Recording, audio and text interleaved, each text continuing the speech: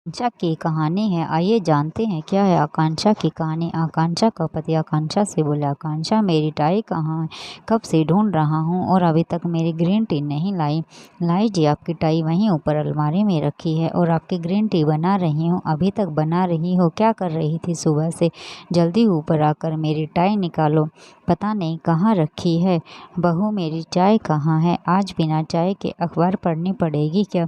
अभी लाई पिताजी। यह है हमारी आकांक्षा, जिसका घर रोज सुबह सुबह किसी लड़ाई के मैदान से कम नहीं होता। सास की तबीयत जब से खराब रहने लगी तब से घर की सारी जिम्मेदारियां आकांक्षा के ऊपर आ गईं। बच्चा सिर्फ अभी 1 साल का है तो उसकी देखभाल, सारे घर का काम, सास की देखभाल, समय पर दवाइयाँ, समय पर खाना और यहाँ तक कि बाजार से सामान लाने की जिम्मेदारी भी आकांक्षा की ही है। सास बोली, बहू दूध का बर्तन देना जरा, दूध वाला आया है। आकांक्षा बोली, मैं ले लेती हूँ। अरे माँ, आप क्यों उठकर आई? मैं जा ही रही थी। आप चलिए कमरे में आराम करिए, मैं ले लूँगी। सास हार्ट अटैक पेशेंट है और अभी कुछ दिनों पहले ही उन्हें हार्ट अटैक आया था, तो डॉक्टर ने ज़्यादा से ज़्यादा आराम करने के लिए कहा है। इसीलिए सास पहले की तरह आकांक्षा की मदद नहीं कर पाती है। आकांक्षा जब देव से शादी करके आई तो सास से हमेशा डरी डरी रहती थी, लेकिन सास के हंसमुख और सौम्य स्वभाव के कारण आकांक्षा का सास के प्रति डर खत्म हो गया और उसकी जगह प्रेम और मित्रता ने ले ली। आकांक्षा और मानसी जी सास बहू कम और सहेलियां ज़्यादा लगती थी। आकांक्षा ने बेटे को सास को देते हुए कहा, माँ आप बस रोज राज को थोड़ी देर संभाल लीजिए, मैं सब देख लूँगी। और फिर भाग भाग कर सारे काम खत्म कर किए देव ऑफिस से और पिताजी टहलने और अपने मित्रों से मिलने चले गए। आकांक्षा अपनी चाय का कप लेकर सास के कमरे में आ गई। माँ, राज सो गया क्या? हाँ बेटा, सो गया। बैठो तुम मेरे पास इधर। और यह सिर्फ चाय क्यों? तुम्हारा नाश्ता कहाँ है? माँ, अभी कुछ खाने का मन नहीं है। सुन बेटा, शरीर को मशीन मत बनो, थोड़ा खुद को भी पल दो पल का समय दे। क्यों सबके पीछे इतना दौड़ती है?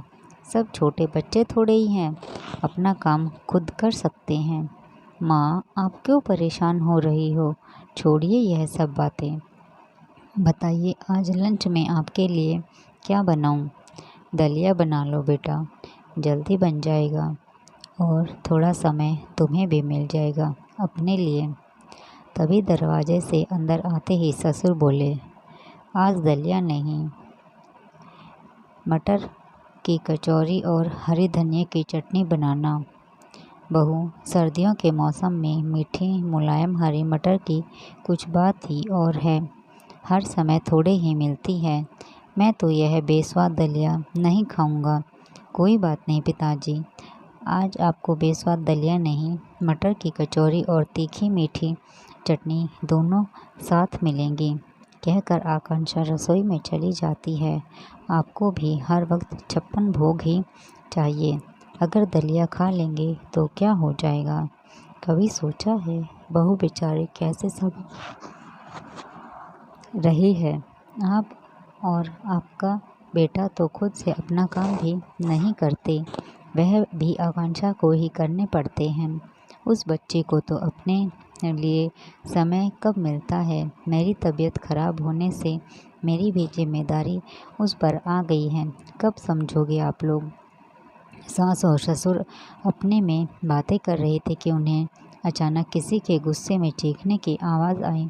ससुर जी बोले, यह तो देव की आवाज़ है, लेकिन देव इस वक्त घर पर और यह इस तरह किससे बातें कर रहा है? देव बहुत बुरी तरह आकांक्षा पर चिल्ला रहा था।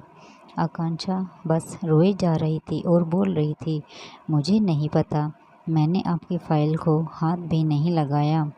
लेकिन देव कुछ सुनने को तैयार नहीं था और गुस्से में न जाने क्या क्या बोले जा रहा था। आकांक्षा उसे समझाने की कोशिश कर रही थी। वह अपने काम की चीज़ें इधर उधर क्यों रखता है, ठीक से क्यों नहीं रखता। इस बात से देव का गुस्सा और भी ज़्यादा हो गया और चिल्लाते हुए बोला, यह मेरा घर है, तुम्हारे पिता का नहीं। मैं जो चाहे जहाँ जैसे रखूँगा। तुमसे कितनी बार कहा है कि मेरी चीज़ों को हाथ मत लगाया करो। सही कहा बेटा, औरतों का तो कोई घर ही नहीं होता है। शादी के पहले पिता का और शादी भाई का घर होता है और शादी के बाद पति का और बुढ़ापे में बेटे का। लड़कियों का जन्म ही लेते ही लोग सिखाने लगते हैं कि तुम तो किसी और के घर जाना है, यह घर तुम्हारा नहीं है, तुम तो किसी और की अमानत हो। शादी के बाद किसी अनजान को अपना मान लेना और उसकी पसंद के हिसाब से रहना, उसके पसंद के कपड़े, उसके पसंद का खाना सब अपना लेती हैं। सोती जागती भी किसी और के हिसाब से ही हैं। उसके हिस्से में तो कुछ पल का ही भी आराम नहीं है। सिर्फ दुख और दर्द उसके अपने हैं और उसका अपना कुछ भी नहीं। यहाँ तक कि जिस घर के लिए वह दिन और रात नहीं देखती, अपने आप को भूल जाती है, उस एक दिन यह भी सुनने को मिल कि यह तुम्हारा घर नहीं, तो मेरे समझ से तो हम औरतों को कुछ भी नहीं करना चाहिए। हम क्यों दूसरों के लिए परेशान हों। माँ, आप यह क्या बोल रही हैं? मेरे कहने का यह मतलब नहीं था। मेरी एक फ़ाइल नहीं मिल रही है, ऑफिस में भी नहीं है। मुझे लगा आकांक्षा ने कहीं रख दी है और उस फाइल के बिना मेरी मीटिंग भी कैंसिल हो गई, तो उसमें बहू का क्या दोष है? पिताजी बोले, तुम्हारी माँ सही कह रही है। बोलने से पहले सोच लिया करो किसे क्या बोलना है। बहू सुबह से ही घर के कामों में लग जाती है। रात को भी हम खा पी कर आराम कर रहे होते हैं, लेकिन तब भी वह कामों में ही लगी रहती है। यहाँ तक कि अगर हमें पानी भी चाहिए तो हम खुद नहीं लेते, बल्कि बहू को आवाज़ लगा देते हैं, जैसे वह इंसान नहीं कोई मशीन हो। हम यह भी भूल जाते हैं कि जैसे हमें किसी के गलत व्यवहार से दुख होता है, वैसे ही उसे भी होता होगा। तुम तो सुबह तैयार होकर ऑफिस के लिए निकल जाते हो। कभी यह भी सोचा है कि तुम्हारे पीछे तुम्हारे माता पिता, बच्चे और घर का ध्यान कौन रखता है? ऑफिस से आने पर भी गर्मा गर्म चाय, नाश्ता, खाना सब मिलता है। उस सब की व्यवस्था कौन करता है? सिर्फ बाहर जाकर पैसे कमाने से यह समझ लेना कि यह घर सिर्फ तुम्हारा है, कहाँ तक सही है? इसीलिए मैं हम बहू को हमेशा बहू बेटा बुलाता हूँ, क्योंकि वो बहू की तरह घर की देखभाल करती है और एक बेटे की तरह हम बूढ़े माँ बाप की जिम्मेदारी भी उठाती है।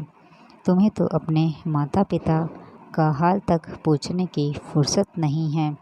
तुम्हें तो बहू से सीखना चाहिए कि एक बेटे की जिम्मेदारी कैसे निभाते हैं, और उल्टा तुम हो कि उसे ही सुनाए जा रहे हो। तुम्हें तो शर्म आनी चाहिए कि जो तुम्हारी जिम्मेदारी को अपनी जिम्मेदारी समझ रही है, उसके साथ ऐसा व्यवहार। बस करिए पिताजी, मैं अपनी गलती समझ चुका हूँ, मुझे माफ़ कर दो आकांक्षा, मुझसे बहुत बड़ी गलती हो गई।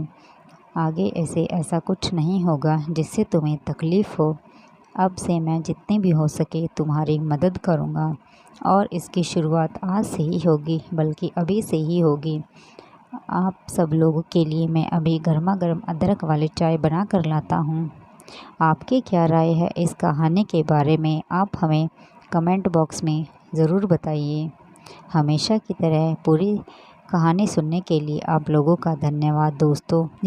उम्मीद करती हूँ कि यह कहानी आपके दिल को छू गई होगी, और अगर आप ऐसे ही लोगों को अच्छी लगी हो तो मेरे चैनल को लाइक एंड सब्सक्राइब